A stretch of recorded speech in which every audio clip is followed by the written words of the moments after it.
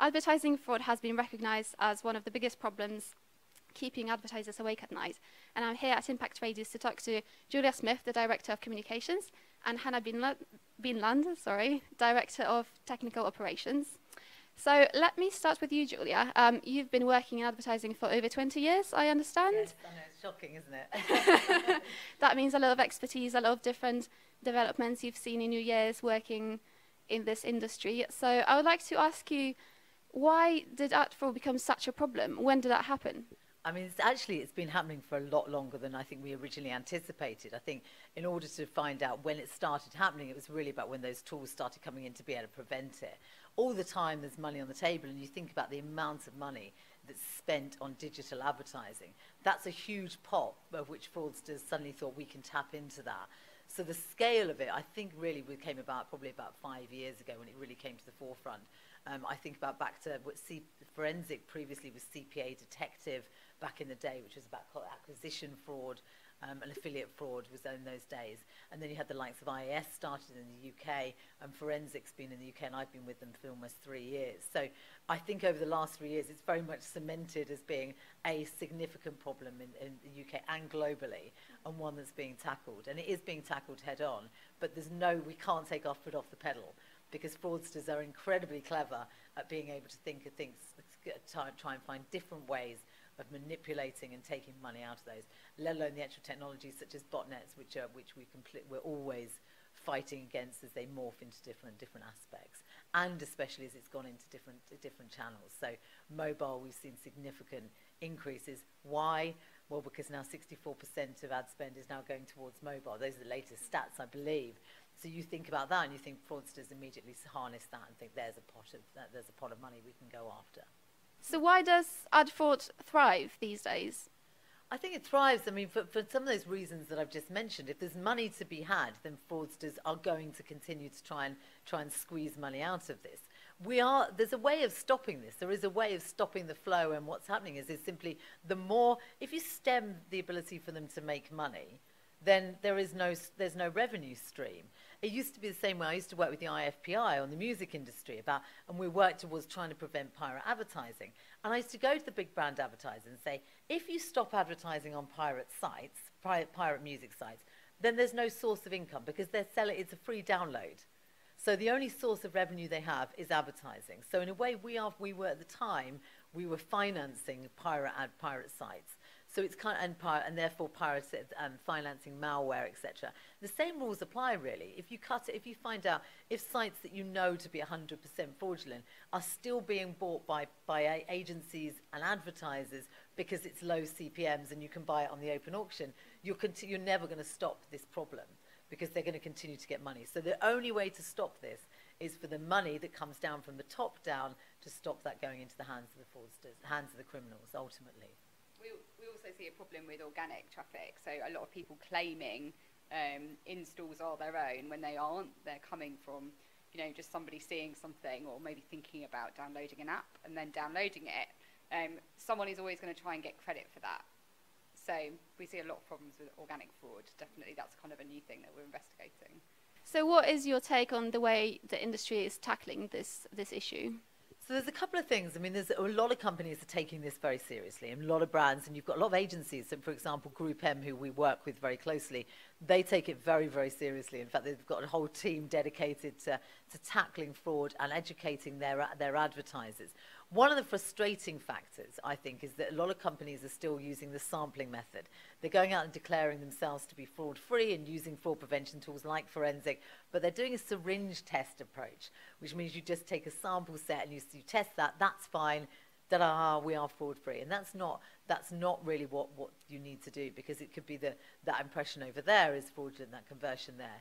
When we get to the point in which the industry tackles it by saying every impression should have the ability to be scored and given a score and said whether it is fraudulent or not, or at risk or not, or whether it's a human or not, that's the point that we get to.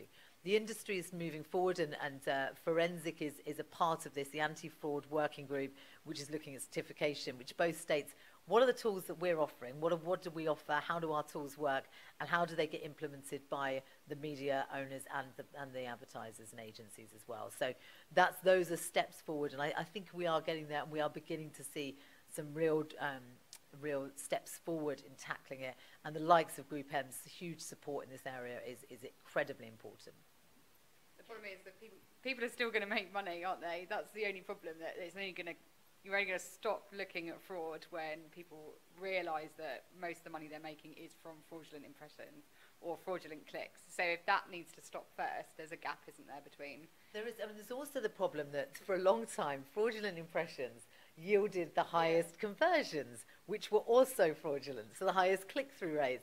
So you get, there have been instances, and I think people who've heard me on stage have heard me say this, I remember years ago, back at the start, me saying to an agency, well, all those impressions you received were fraudulent. It doesn't matter. The brand was really happy. It was a really good performing campaign. But no human being saw it. Doesn't matter. They're going to be using us again. We've just won the repeat business. But nobody actually saw that ad. Doesn't matter. Best conversion ever. Best campaign. Happy clients. That's the kind of thing we're trying to address. But I think that's 5 years ago. We're 5 years on. Advertisers, which is where it's their money that's being funneled into the hands of criminals. It's their money that's being lost.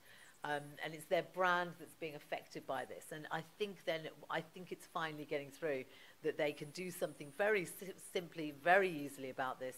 There are tools out there, forensic being one of them. There are others, obviously, in the market as well that do different things that can obviously address all of these concerns and protect them. And really, it's about protecting yourself. Some say that 2016 was a year the industry finally woke up to see the problem and started developing some solutions to tackle ad fraud. What is your take on that? Do you think 2016 was, in a way, a success? Yeah, absolutely. Definitely for Forensic. Our client base rose by 83%. So just that figure completely tells the story, doesn't it? That people are aware and they want to do something about it. As Julia said, people often take a sample. We've seen that more in our display clients. With the performance clients, they definitely want to plug us in and stop the fraud from happening so they're not paying out for conversions at the end of it. So they're slightly different markets. But yeah, like I say, 83%. So we're really happy. And I think the same goes, we've just set up offices in APAC as well that have been over there and now growing in success. So globally, these issues are being addressed, and we're right at the forefront of it. So we see what's going on. I work. I'm partner in 614 Group, and we host the Brand Safety Summit each year, twice a year in New York and in London.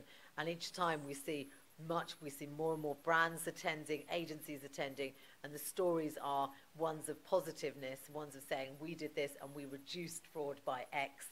That's the kind of messages we need to get out to market now. I don't think we should be saying fraud is taking this amount of money out of the industry. We should be looking at success stories of how brands have said we've protected ourselves and we've reduced it, or we've now seen, or agencies saying we now will only work with media owners that can deliver 99% guaranteed human traffic, or whatever the figure may be based upon the different agencies' contracts. But I'd love to see that in 2017. We've had that success in 2016.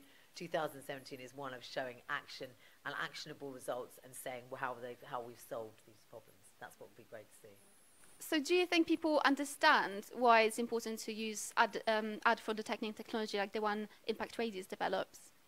Yeah, I think when you go into a trial and using the forensic product, then obviously if you find 20% fraud in your space, that's going to be 20% off your margin straight away. So it's an education piece, and definitely the clients that we work with, the way that we look at the data and we try and analyse it, we give it back to them to do most of that analysis because they know their clients better than us. But also we're trying to make sure that 20%, obviously they're paying for us as well then, so that's more money off. They're actually going to make that back in the end because they're able to be profitable and they're selling only to real people. They're only buying real traffic. So it's a full circle really, but it does take, sometimes when we start with a client, that education piece is really important at the beginning. And then after a few months, like I say, then they start to get recognised. They're doing PR pieces saying our traffic is clean. So it does take a while. It's kind of like a curve upwards. And I think as well, one of the strong factors this year in 2016 was when Impact Radius acquired Forensic. And what that meant it was the first time that we've been able to, the attribution and fraud products have been able to unite, really.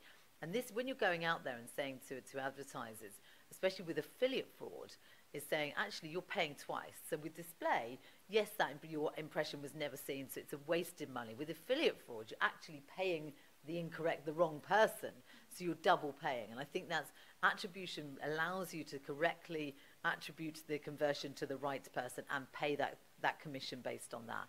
So within affiliate space and within performance marketing, it's incredibly important. And it's not, you're not losing money from where go, you're saving your company money. With display, Hannah's absolutely right that it's a bit of a sales message, because agencies previously would when they start using it, their performance drops because those high performing campaigns are the fraudulent traffic campaigns. So suddenly you wipe that and you clean up your buying audience, and you suddenly take away those that are fraudulent, and that's where you see a reduction. But ultimately it's better to have 100% human traffic at seeing your ads and the correct conversions and the correct performance than anything that's false, even if it is higher. So what are the future trends in advertising? Oh God, I can probably go a little bit off the wall here. There's a number of things that I'm fascinated by is the potential of virtual reality and how we can make that exciting for advertisers. A big trend I foresee, and I'm going to predict this in 2017, is you will see people throwing the rule book out the window as far as how sites are built and how ad formats are laid out within that. Those publishers that listen to why users started using ad blocking technology and stop building sites that have billboards at the top and the formulaic type of advertising layout and website layout. I think those are going to be going out the window. I think we're going to see some revolutionary new designs, web designs, and hand in hand with that, there's going to be a real increase in creativity and linking up creativity with programmatic as well, and being able to make use of programmatic creativity will come through in 2017.